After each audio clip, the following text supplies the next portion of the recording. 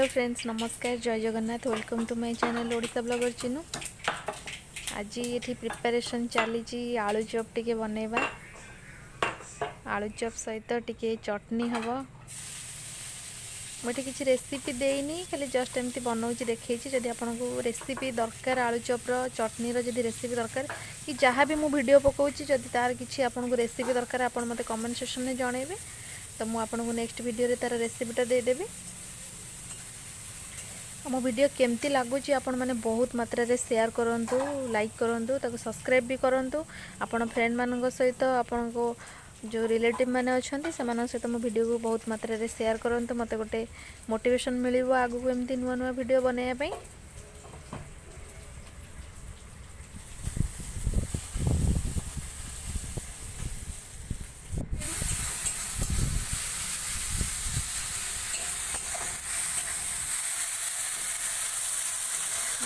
पूरा कांचे लंका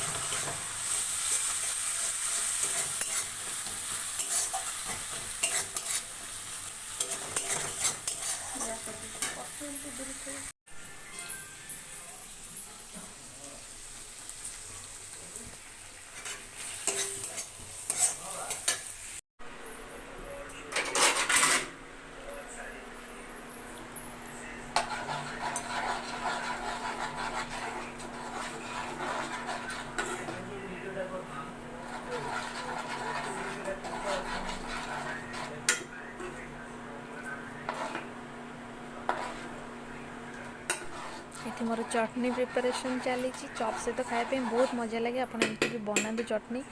जदि रेसिपी दरकार मत कहे मुझे कहीदेवी। खाई करके थे बनई देखिए केते मजेदार चटनी हो। ये मुझ चॉप पुर तैयारी कर रखी आलू मटर पुर। ये मुझ चॉप बनैबी। ये मुझे आगुरी बिरी रखी थी भेदेकी, तो मुझे बेसन नुहे बिरी और सुजीर चॉप बनाऊँगी।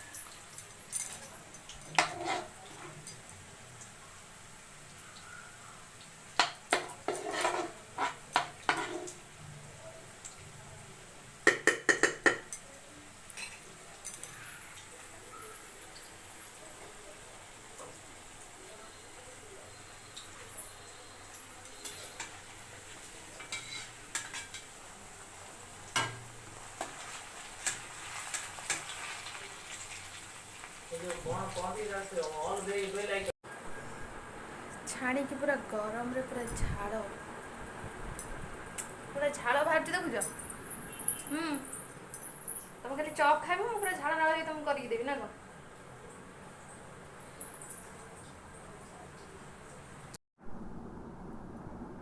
बर्तमान आमर तैयारी हो जाए आलू चॉप। ता सहित टिके इमली चटनी सहित टिके लंका। तुम भी खाऊच ना, खाओ। स्टार्ट करना क्या आगे इंडिया खाद्य थुआई से न खाई मोबाइल देख टेस्ट करा के लगुच गरम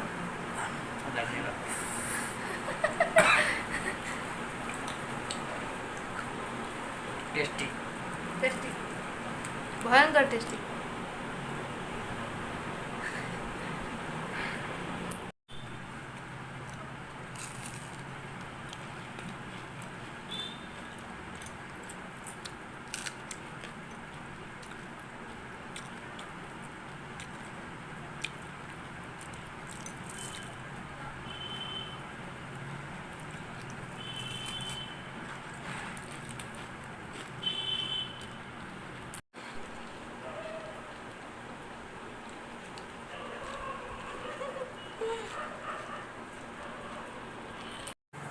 आम चॉप खिया सरी जाइए। चॉपटा बहुत टेस्टी होता। आपको जब चॉप्र आ इमली चटनी रेसिपी दरकार आप मत कमेंट सेक्शन में निश्चिंत जनइबे।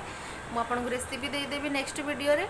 जदि मो वीडियो आपको भल लगुच मोर नुआ नुआ वीडियो देखापी कंटिन्यूअसली मो वीडियो को देखापी मो वीडियो को लाइक करूँ, शेयर करूँ, सब्सक्राइब करूँ, पाखे थी बेल आइकन टी निश्चिंत प्रेस करूँ, ऑल नोटिफिकेशन ऑन कर दिंतु ताकि मोर फास्ट नोटिफिकेशन आपण पाखक जीव। रोचे नमस्कार, जय जगन्नाथ। देखा नेक्स्ट वीडियो रे।